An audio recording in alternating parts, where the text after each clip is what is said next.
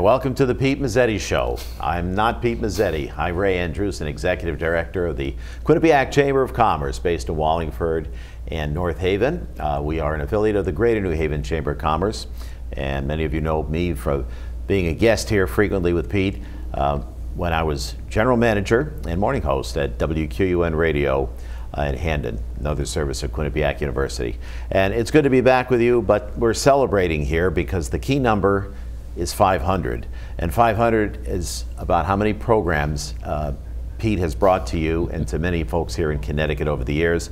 And that includes all of our very prominent state lawmakers, national lawmakers, executive directors of organizations, nonprofits in our community, community leaders, boosting our region for so many years with his program. So it's kind of interesting, a little twist as your host, that I will introduce to you our guest on the Pete Mezzetti Show, Pete Mezzetti. Pete, Ray, congratulations. Thank you, my friends. 500 programs, and I know that you were interviewed recently by Dennis House. I was. WTNH, and I'll ask the same question for those folks who didn't quite hear the answer before. Yeah. How did this all happen, and how did this all come about? Tell the wonderful story in Clinton, how one day you walked in one place there on Main Street in Clinton, and here you are 500 shows later. Exactly. How it happened, Ray, was I actually walked into the Comcast building to drop something off to their public access studio. And their public access coordinator at the time, so I rang the doorbell, he answered the door, handed him what I had to hand him. He says to me, come on in for a few minutes. So I went in. We were talking.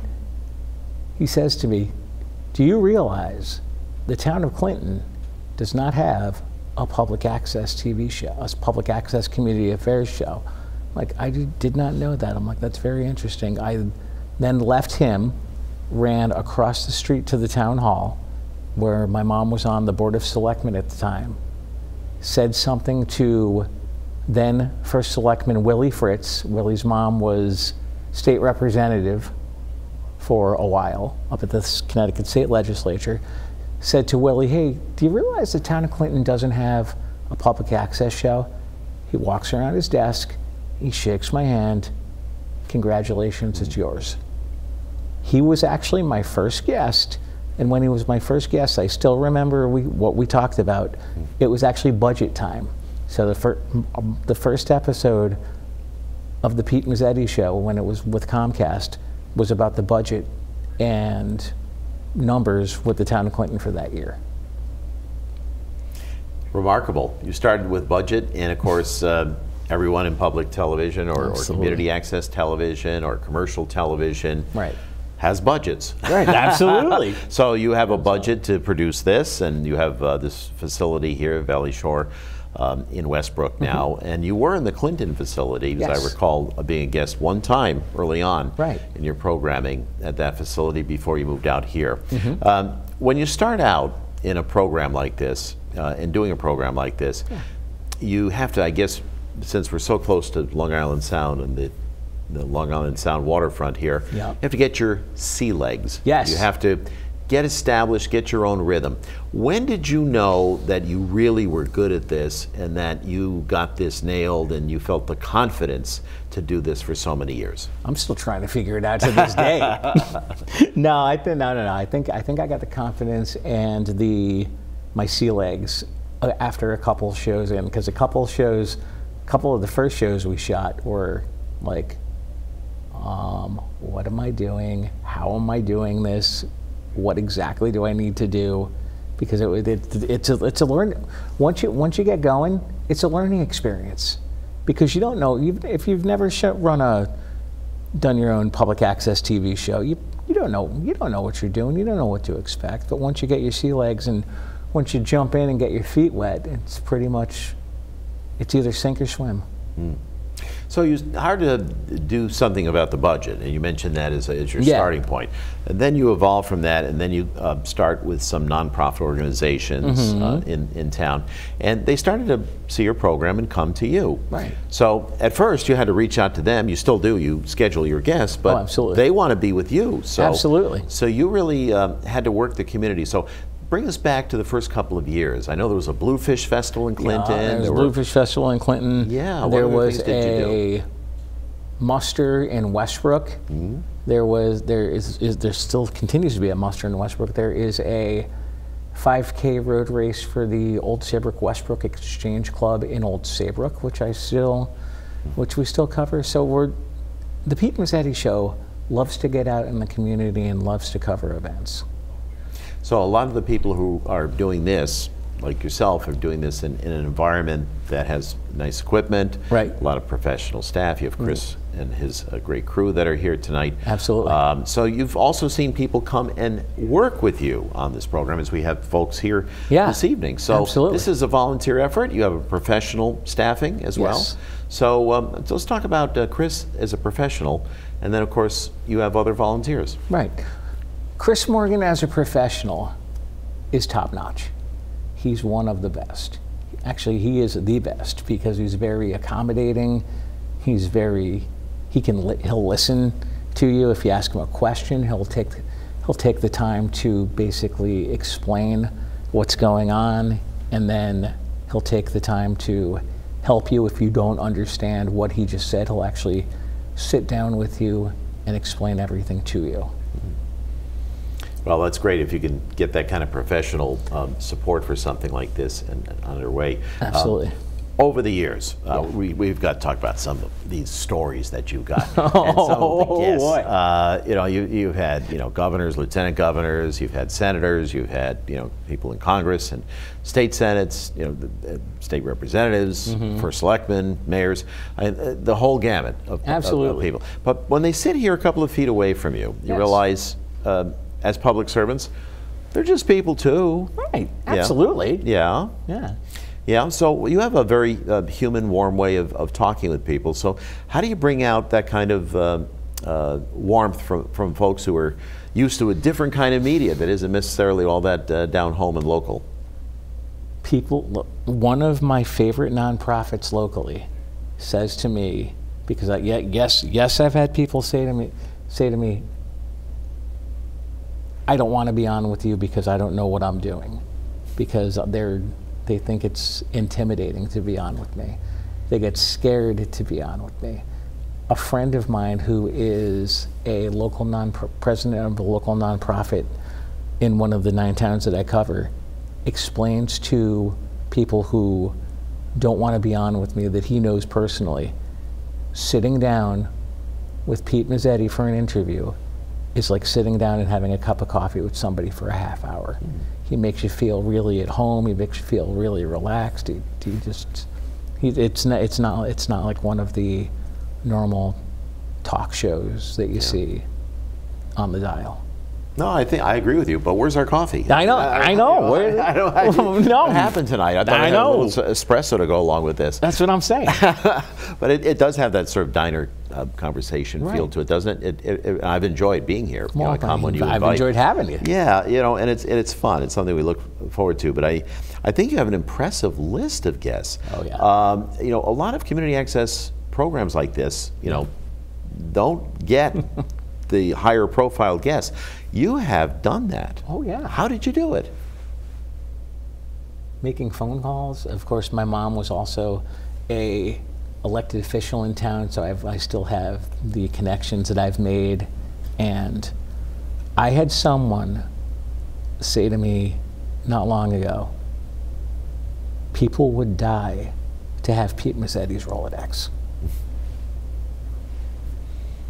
That's impressive. It is. Yeah. It is. It's very impressive. They're like, if somebody wants something done, just with Pete Mezzetti and his vast array of contacts in his Rolodex, he could probably pull it off. So with all the people that you know, yes, and there's so many of them that you've encountered over the years. Don't make me count. You probably have to go from folks who are very accustomed to being on the screen, right?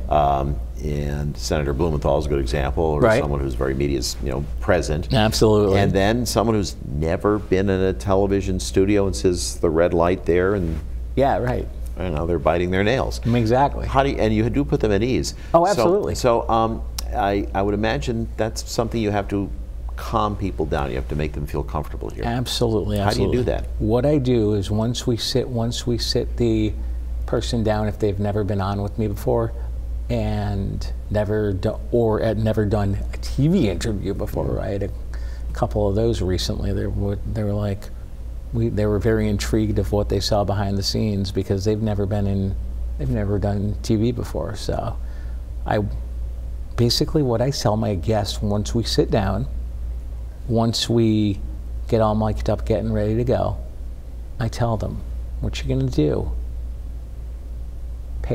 don't pay attention to anything going on behind the scenes. Sit here and have a conversation. Ignore everything behind you.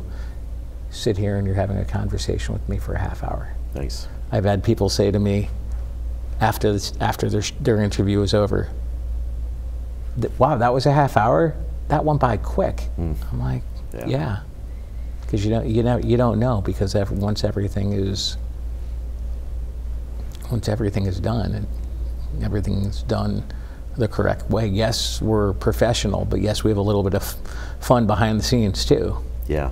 Well, that's good. I'm glad, and you're still smiling and laughing. Oh, absolutely. After all these years. Absolutely. Which is incredible. Right. So I imagine you have some topics that you look back and say, I learned something.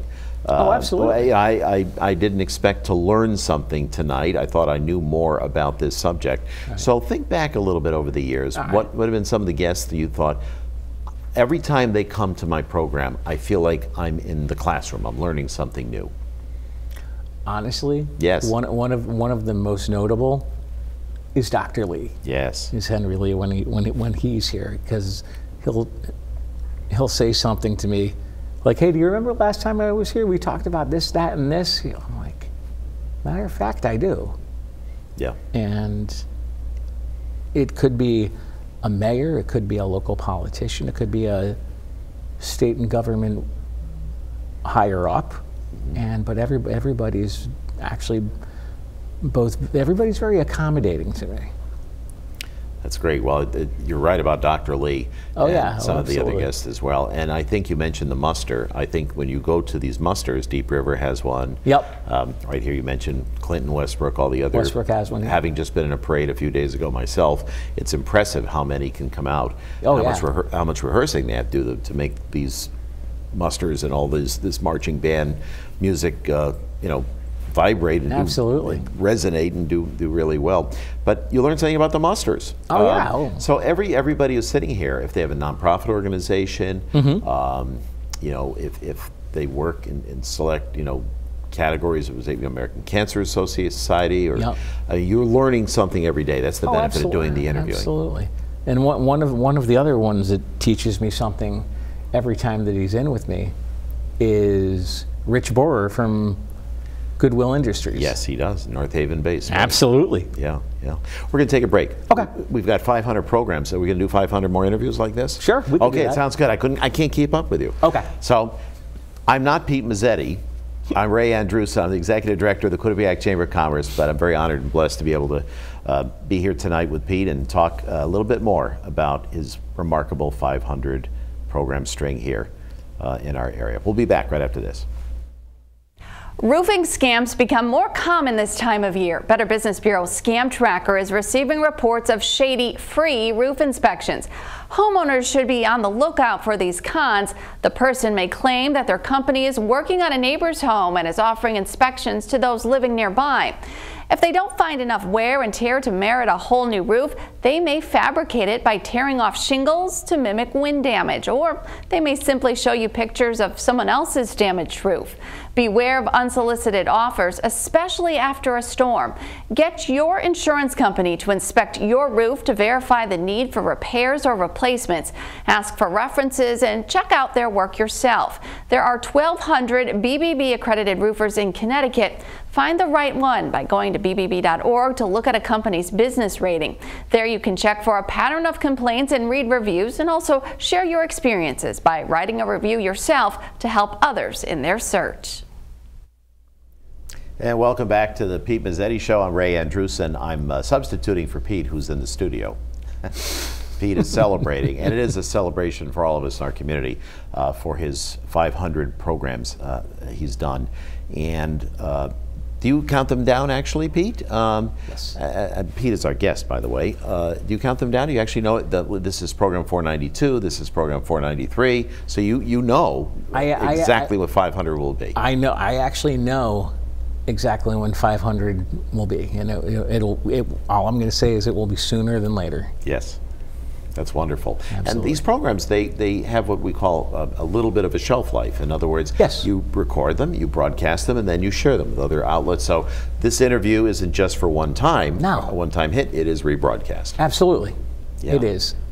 So how do you schedule that? So what does the cable system do with your program? What they do, what the cable system does with my program is on Valley Shore Community Television, I'm on Tuesday night from 7 p.m. to 8 p.m. So you get two 30-minute shows. Nice. And then once it's done, it'll obviously rerun down here at various points. And if you want detailed information on where to go and how to find Pete Mezzetti, you can either go to my website at petemezzetti.com, or you can go to the Valley Shore Community TV website at vsctv.com, and that'll give all the programming information as far as when, where, what time the reruns will be. And then you can actually also watch and listen to the Pete Mezzetti Show wherever you get your favorite podcast. That's great. Talk about those podcasts a little bit, because we're dealing with over 500 programs. When you started and walked into the building in Clinton, the technology has changed. Now we have digital and high definition television and podcasts. As a radio person, I can tell you, yes, now we're merging into a different type of audio with podcasts. So you do that in conjunction with the New Haven Independence radio station. Oh, absolutely, absolutely. Harry Drews and Paul. You know Paul Bass from the Independent. I do. Absolutely, great guys. And then once they show up, they actually air the audio of my show every other Wednesday from 1 p.m. to 2 p.m. on WNHH Radio, which is New Haven's community radio station. And actually, that's a pretty funny story about how Pete Mezzetti got involved with WNHH. Joe DeLong, who was the executive director for the Connecticut Conference of Municipalities, I'm sure who you've met over the years. Yep.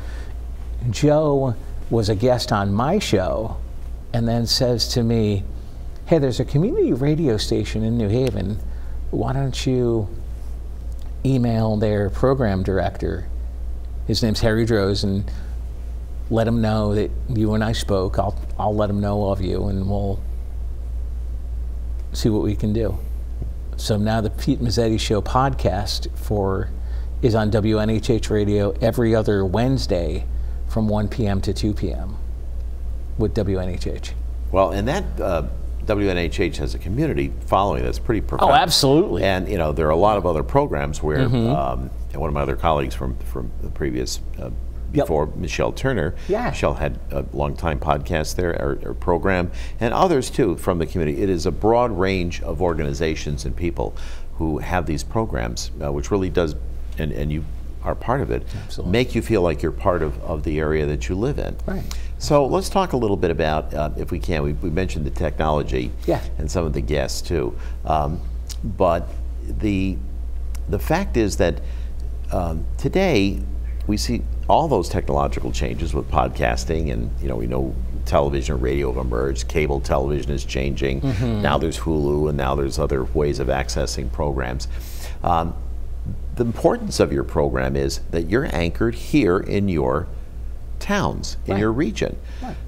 at a time when fewer and fewer people are joining organizations or clubs, Elks Lodge or Masonry or fill in the blank, for example, and a lot of people are struggling, and we do it with the Chamber of Commerce as well, trying to make sure that we have the value proposition of being a community organization. Right. You're offering this right into everyone's living room or online to their phone or wherever they can access it.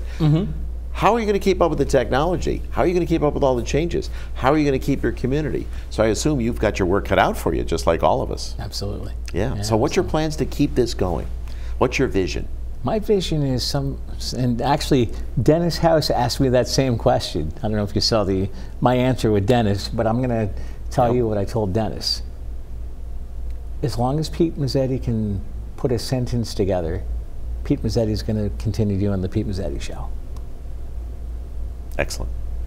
So you will continue. You will still be booking your guests. Absolutely. And also some of the other things that you have done here too is you provided educational opportunities for people to do their television shows. So you've had interns as well. So let's talk about the internship and why this is an educational center. Oh, it's absolutely an educational center. And if people want to get involved and learn how to be part of the Pete Mezzetti Show, they can actually go onto the website. My contact information is there. I'm sure Chris Morgan from Valley Shore Community Television would be more than happy to put together a training workshop, because training probably doesn't take that long once you're start to finish, once you want to be part of the crew.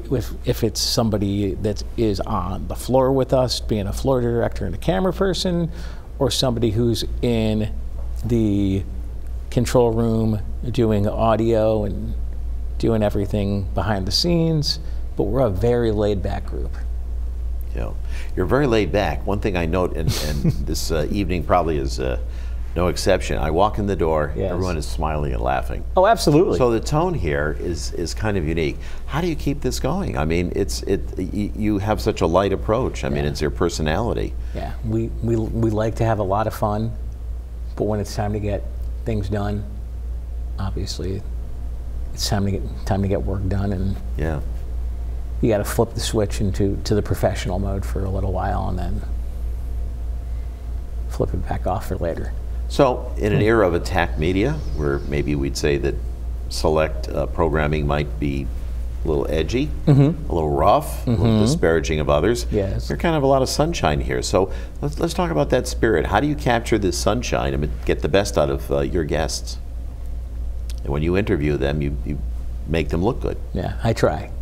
Everybody who has been interviewed by me in the past always looks forward to coming on with me again and seeing it, basically spending time with me. I know you do. Yeah, here I am. I know. Here you are. Here I am. Well, it's fun. So it's a lot of fun to be here. It's an enjoyable experience. Absolutely. I think going back, when in my own broadcasting life, it was inspired by certain broadcasters. I mean, people who did their work, and it was sort of always. I mean, Walter Cronkite was always on in our house, and I just was sort of glued to that, and all the WABC New York, Radio Danning or Cousin Brucey, all that, sort of the radio side.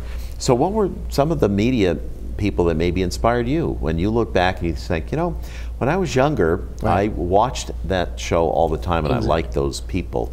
I liked that newscast. I liked those people on radio. What were some of your broadcasting I would say icons? all the local media. I wasn't that big of a national media guy, but all the local TV stations around here in Connecticut, and of course the local radio stations in and around the community, shall we say, because I know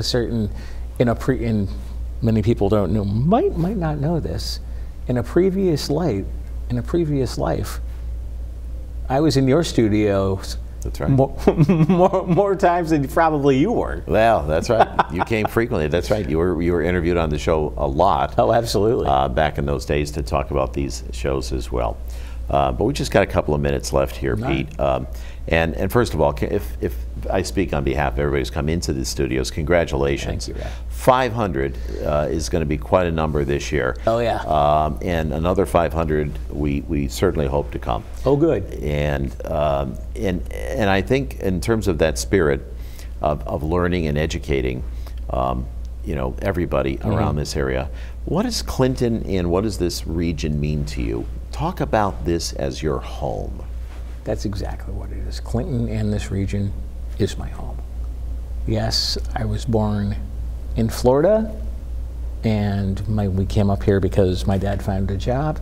So I went through the school system, grew up in town, went through everything in town, and that's exactly what it is. This is my hometown and my communities. So it's your main streets. Yes. Yeah, and those places that formed you. Yeah, absolutely. The schools, the Oh, yeah. community, and also in your family, you come from a family of people who served other people with absolutely. baked goods and food. And, All right. Yeah, Yeah, absolutely. Yeah. So I mean, you understand sort of making people happy in many respects. Right. Yeah. So that's important that you have that kind of feeling.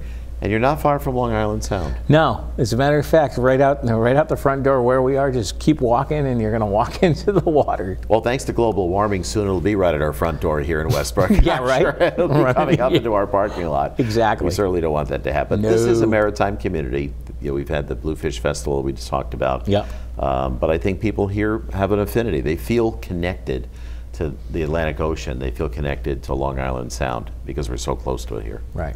Yeah, Absolutely. all those marinas and all those places there too. So we just got a couple of seconds here. I want to thank you again for giving me the honor to interview you Yes, about no you. problem. No problem, Rick. We don't, Thank you. Yeah, we don't have an opportunity always to interview somebody who does this every day. So God bless. 500 shows. Pete Mezzetti, a guest on the Pete Mezzetti Show.